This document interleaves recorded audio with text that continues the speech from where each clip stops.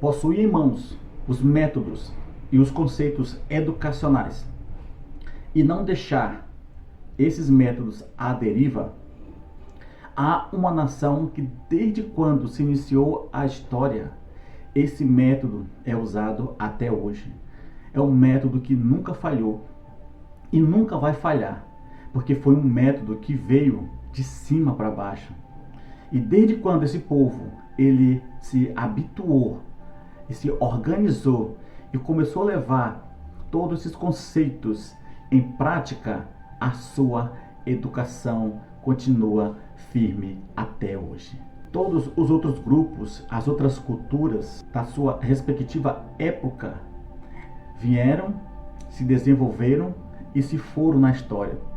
E junto com elas foram as suas culturas, os seus métodos educacionais. Gente, somente esse povo milenar conseguiu deixar essa educação intacta e até hoje ela prevalece. Não saia desse vídeo e fique comigo para descobrir como a educação familiar é de suma importância para esse povo, para essa nação e para essa cultura. Gil Souza por aqui em nosso canal A Beleza da Leitura.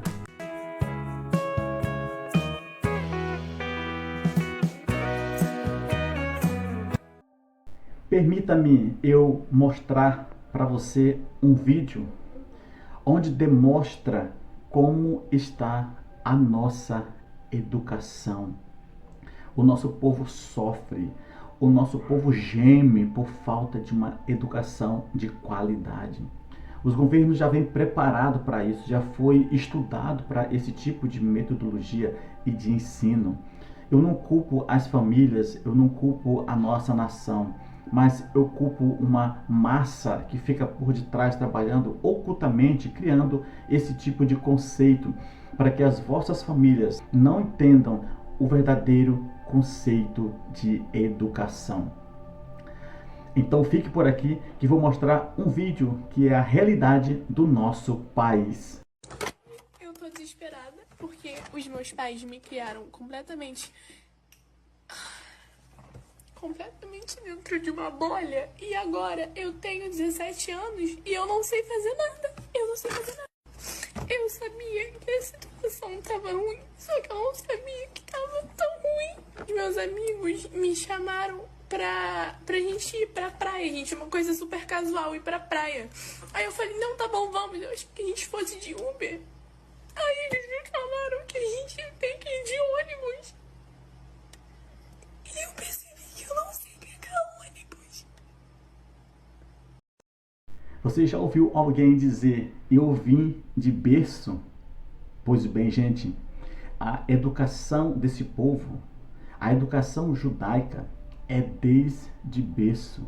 É a força motriz para que as crianças elas não se percam pelo caminho. É a mesma força motriz que o adágio de um grande rei, o rei mais sábio que existiu na face da terra, que diz o seguinte em Provérbios 22:6: ensina a criança no caminho que deve andar, porque quando ela estiver velha, ela nunca vai se desviar desse caminho. Dessa forma se reflete a educação judaica, uma educação ideal, uma educação verdadeira, sem que a criança venha se afastar desse caminho. Dentro desse contexto educacional, os pais devem escolher a escola adequada para os seus filhos. Nos dias de hoje, já não temos mais aquela cautela de procurar uma boa escola onde se ensina métodos eficazes, métodos ancestrais, métodos da leitura e métodos da escrita. Hoje as vossas escolas é recheado de brincadeiras, de dinâmicas e de afazeres que não procura formar a mente das nossas crianças. Eu tenho uma experiência aqui em Goiânia, onde eu estive em 2 escolas. E você que me conhece vai saber das escolas que eu estou falando. De fato, não vou falar nomes por aqui. A cultura judaica ela é tão importante, as leis, os mandamentos, que quando um pai ou uma mãe ou a família iria se direcionar para uma escola, para uma sinagoga, para um lugar de ensino, eles procuravam o melhor ensino da época. Hoje, por incrível que pareça, como eu falei em uma dessas escolas que eu trabalhei, nós vemos ali a situação, o caos e o perigo que essas escolas trabalham mentalmente nas nossas crianças. Uma chamada educação positiva. Gente, como que famílias responsáveis e pais conseguem botar uma criança de 1 ano, 2 anos e 3 anos em uma escola dessa, onde essa criança não tem limites, onde não se pode repreender as ações dessa criança, que temos que ter calma e cuidado, cautela para poder falar com essa criança, para que ela não venha se sentir ofendida e futuramente não ter traumas. Que escola é essa? Que conceito educacional imundo, nojento é esse? As crianças judaicas, quando elas saíam da formação ali, o seu intelecto estava cheio, eram responsabilidades, eram preceitos, eram deveres, eles já sabiam o que tinham que fazer. As nossas crianças hoje não. Elas conseguem bater de frente contra os conselhos dos pais, elas escolhem o seu próprio vestido, a sua própria cor, elas tomam de conta do ambiente. É elas que são as crianças positivas, é elas que são as crianças que vão transformar o mundo. Mas antes mesmo que os pais procurassem uma escola, a obrigação educacional era deles. A partir do momento que a criança completava ali na faixa etária de 2 para 3 anos, toda a responsabilidade de ensino era para com os pais. Eram ensinos da cultura, era ensino do povo, a história do povo e principalmente o ensino da Torá. A Torá são os 5 primeiros livros que está registrado na nossa Bíblia. A Torá é conhecido para o judeu como instrução, ensino. É aquele ensino que foi escrito pela própria mão de Deus para o seu povo. Os sábios da cultura já dizem que uma vez uma criança ela é educada com esses preceitos divinos, logo fica guardado na sua memória e jamais ela vai esquecer. O mais importante disso, quando uma criança ela recebe esse tipo de educação, ela é tão bem trabalhada, ela é tão bem organizada, ela tem os seus princípios, os seus métodos para poder inculcar esse conceito nas crianças, que se por acaso uma criança de 3 anos para 5 anos sair do seu local de origem e ela for para uma outra nação, essa criança nunca vai esquecer daquilo que foi ensinada. Uma vez judeu lá na terra dela, ele vai ser um judeu aqui nesta nação. Eles não perdem a convicção, está entranhados no seu coração, no seu sangue e na sua alma. Mas antes de qualquer escolha de um local, de uma escola ou de uma sinagoga onde essas crianças iriam aprender ali aquela educação, os pais já faziam um trabalho mesmo antes delas irem para a escola. A ideia era ensinar, como eu falei, os preceitos divinos, para que essa criança não venha a perder nunca essas informações. No costume judaico, a menina com 12 anos e o menino com 13, há ali uma cerimônia onde eles completam essa faixa etária. Elas são direcionadas para a sinagoga e ali elas vão ler uma passagem da Torá, uma passagem da Bíblia, dizendo para aquela comunidade, dizendo para elas mesmas e dizendo para Deus: a partir de hoje eu tomo de conta, a partir de hoje eu resolvo o meu problema, a partir de hoje eu sou responsável pelas minhas ações. A partir desse momento, essa criança ela é responsável por todos os seus atos. Agora, preste atenção sobre as responsabilidades definidas para os pais dessas crianças. O homem, ele ensinava a ética, a história, ele ensinava ali os preceitos divinos para os seus filhos. Além de outras coisas que o pai poderia fazer, ele tinha a responsabilidade de escolher uma ótima, uma excelente esposa para o seu filho.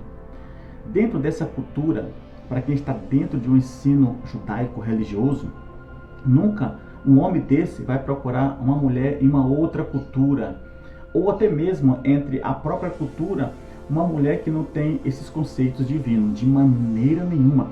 É uma falha terrível da parte desse pai diante do Eterno se eles procurarem esse tipo de escolha.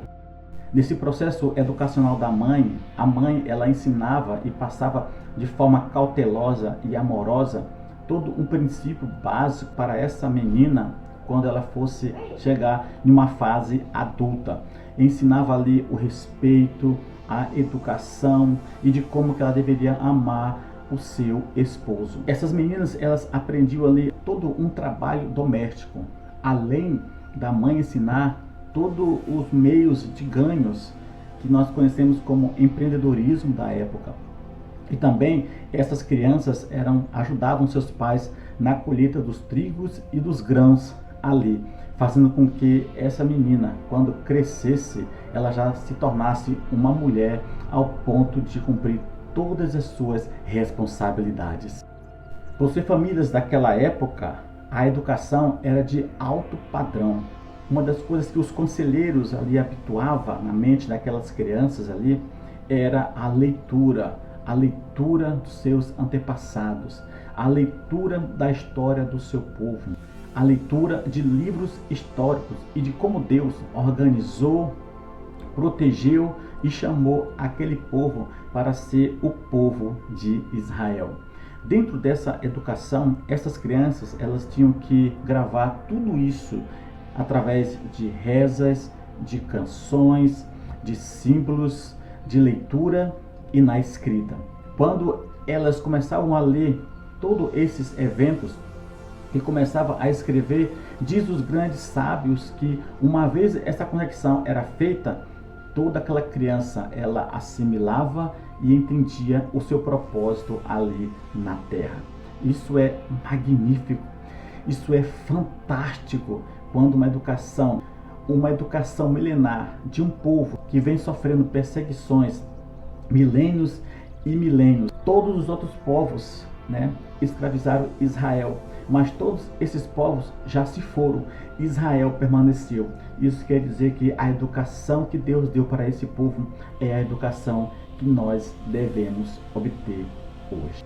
Gente, trazer essas informações aqui me emociona, por saber entender que existe uma educação que prevalece e que está intacta, e que ela veio de cima para baixo, ela veio escrita com o próprio punho de Deus para um povo. E esse povo, ele está trazendo essa educação para o mundo. Mas tem muitas nações que são fechadas e essa educação não pode adentrar em certos locais, em certos países. Porque é uma educação transformadora, é aquela que te liberta, é aquela que te capacita, é aquela que te dá autoridade, é aquela que te dá poder. A nossa educação, principalmente aonde nós estamos inseridos, que é a educação brasileira, essa escraviza, essa aprisiona, essa destrói. Hoje ficamos por aqui, foi um prazer ter vocês aqui. Gente, atente para isso, reveja o vídeo, qualquer dúvida entre em contato conosco, dá aí um feedback, manda a sua mensagem, manda a sua dúvida, porque estamos aqui para receber a tua mensagem. Mais uma vez, muita gratidão por estar comigo aqui neste pequeno veículo de comunicação, e a minha expectativa é de levar resultados, é de levar conquista, é de levar fé aos corações que estão endurecidos, precisando de libertação. Mais uma vez, obrigado e até mais, meu povo.